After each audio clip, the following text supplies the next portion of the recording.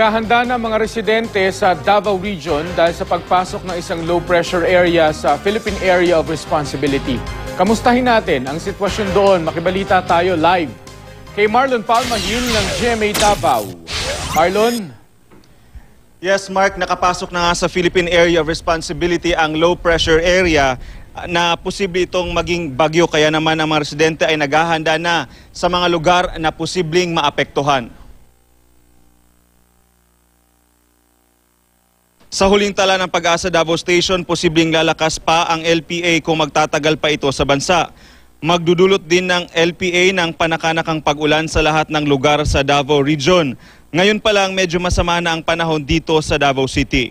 Dahil dito, 2 flight na biyaheng Manila to Butuan at Butuan to Manila ang kinansela kanina.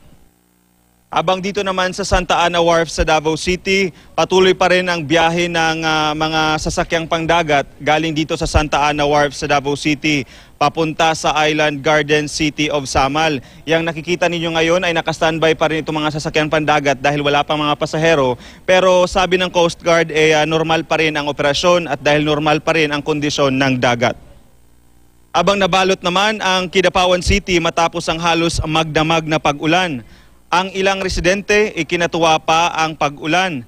Nanunuyot na raw kasi ang mga tanim doon dahil sa mahabang panahon naman na mainit na panahon. Mark, laging paalala ng otoridad sa mga residente na mas okay raw na mas handa palagi para sa ganitong panahon at mas maigi raw, mainam na lumikas ng maaga, lalo na yung mga residente na malapit sa dagat at ilog at yung nasa landslide prone area. At yan muna ang latest mula dito sa Davao City. Marlon Palmahil, Nagbabalita, Pilipinas.